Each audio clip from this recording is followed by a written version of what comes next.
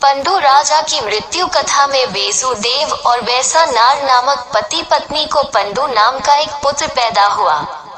लेकिन पंडु इतना लंबा और चौड़ा हो जाता है कि धरती माँ उसके असहनीय वजन या बोझ को सहन नहीं कर पाती। इस कहानी में धरती माता पर सबसे पहले राजा पंडु की मृत्यु हुई इस तरह की कथा है। ये कथा वारली जनजाति में मनुष्य की मृत्यु पश्चात 12वें दिन अनुष्ठान मृत्यु कार्य विधि पर भगत कथा सुनाते हैं। पंडु राजा की मृत्यु कैसे हुई, इस बारे में इस तरह कथा सुनाई जाती है। इसी धरती माता के ऊपर राजा पंडु का जन्म हुआ था।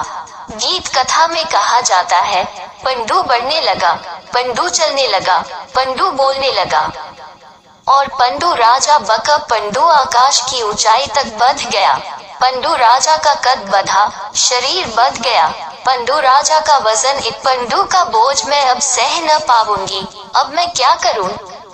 नारायण देवता को धरणी माता ने अपनी व्यथा यानी समस्या सुनाई। धरणी माता की समस्या लेकर नारायण देवता आकाश में देवताओं के पास चले गए। इन समस्या का समाधान ढूंढने सभी देवता इकट्ठे हो गए।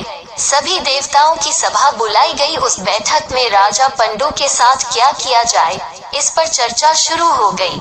राजा पंडु का जन्म पृथ्वी पर हुआ था, इसलिए यदि पंडु राजा धरणी माता पर नहीं मरेंगे तो धरणी माता नीचे ढह जाएगी और पृथ्वी पर आपदा आएगी।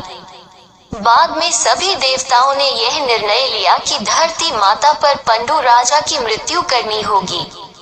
देवताओं की सभा में धरणी माता के ऊपर सभी जीवा आत्माओं की मृत्यु करनी होगी ताकि धरणी माता के ऊपर भेद कम हो सकेगी। सभी आत्माओं को धरणी माता के ऊपर जन्म लेकर आना जाना चलता रहेगा। देवताओं ने सती परंभा नामक देवताओं को धरणी माता के ऊपर रहने वाले सभी जीव आत्माओं की मृत्यु लिखने का आदेश किया, परंतु सूरज, चंद्रमा और नारायण देवता की मृत्यु नहीं लिखी गई। प्रथम पंडु राजा की मृत्यु लिखी गई।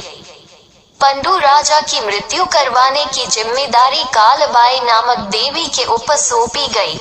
मनुष्य जीव आत्माओं की मृत्यु लिखने वाली देवता को कथा में सती मावली कहा जाता है। इस कहानी में बताया गया है कि भगवान हेरोबा ने सती मावली को राजा पंडु की मृत्यु लिखने के लिए कहा। इस प्रकार राजा पंडु की मृत्यु लिखी गई। मृत्यु लिखी गई यह पता चलते ही राजा पंडु डर गए और भागकर जम्बू द्वीप में जाकर छिप गए। इस कहानी में पांचों पांडवों को उनके पौत्र बताया गया है। अब कालूबाई सोच रही थी कि राजा पंडु को कैसे मारा जाए। पंडु राजा की मृत्यु का जिम्मा कालूबाई देवी को सौंपा गया था। पंडु राजा को मारने के लिए कालूबाई ने एक बेर का पेड़ लगाया। पेड़ में एक बेर का फल लग गया था।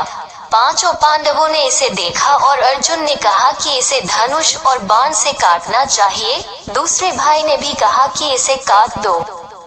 तीसरे ने कहा कि इसे तोड़कर कपड़े में लपेटकर बेर का फल राजा पंडु को जम्बू द्वीप पर भेजना चाहिए और एक छोटी रस्सी या सूखे धागे से बांधकर बेर का फल पंडु राजा को भेजा जाता है।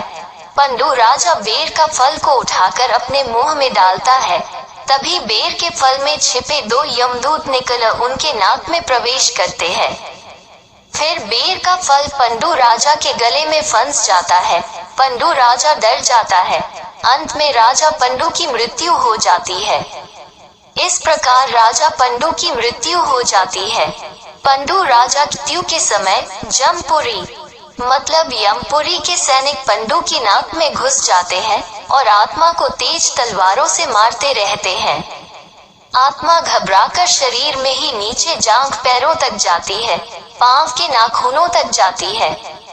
वहां से आत्मा की तलवार से पिटाई करने पर आत्मा फिर ऊपर आती है, वह जांघ तक जाती है।